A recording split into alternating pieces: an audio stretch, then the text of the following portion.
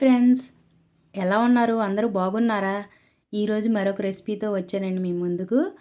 ఇది చిన్నపిల్లలకు ఎంతో బలమైన, ఆరోగ్యకరమైన లడ్డు తయారు చేస్తానండి ఈరోజు మీకోసం. చిన్నపిల్లలకు స్నాక్స్ లాగా ఈ లడ్డు చేసి పెడితే చాలా బాగుంటుందండి. అండ్ టేస్టీగా ఉంటుంది. పిల్లలు తినడానికి ఇష్టపడతారు. మా పాప కోసం నేను ఇదే రెసిపీ చేస్తానండి. తనకు 1.5 ఇయర్. తన కోసం నేను ఈ లడ్డు చేస్తాను. తను చాలా ఇష్టంగా తింటుంది.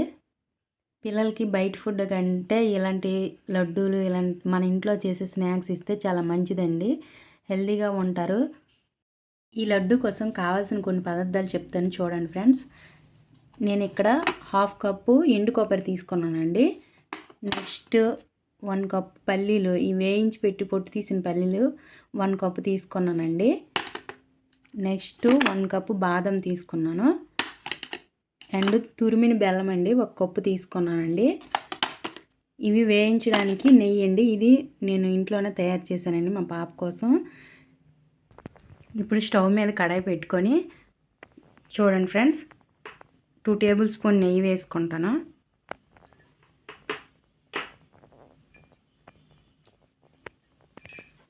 మీకు ఎంత నచ్చితే అంత తినేలాగా వేసుకోండి ఫ్రెండ్స్. నెయ్యి హీట్ ఎక్కిన తర్వాత ఇందులో ఫస్ట్ బాదం పిక్కలు వేసుకోండి.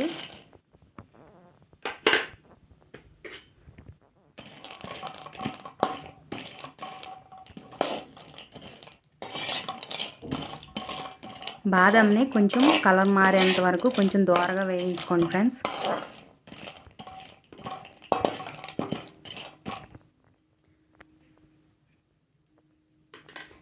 పిల్లలకి ఎక్కువ బయట ఫుడ్ అలవాటు చేయకూడదండి. నేను వీలైనంత వరకు మా పాపకి నాకు తోచినంత ఇంట్లోనే ప్రిపేర్ చేసి పెడతాను ఫ్రెండ్స్. తను కూడా ఇష్టంగా తింటుంది. ఇవి వేగిపోయాయి ఫ్రెండ్స్. ఇవి పక్కకు తీసుకొని నెక్స్ట్ ఎండు కొబ్బరి వేయించాలండి. ఇవి పక్కకు తీసుకుందాం. నెక్స్ట్ ఇంకో టేబుల్ స్పూన్ నెయ్యి వేసుకుందాం ఫ్రెండ్స్.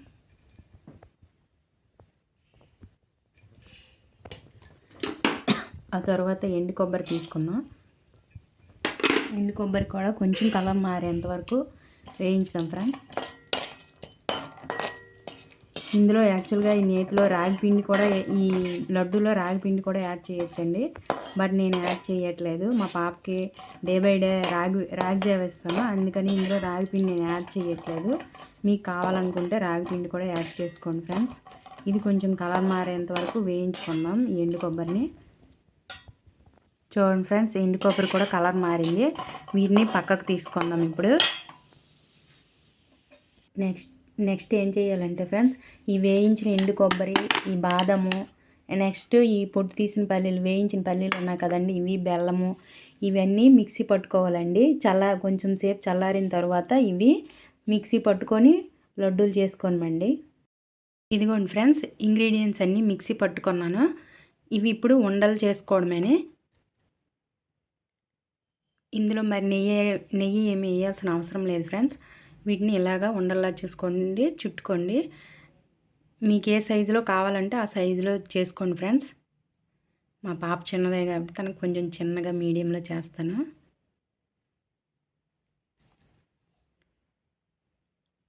మీకు ఏ సైజులో కావాలంటే ఆ సైజులో చేసుకోండి.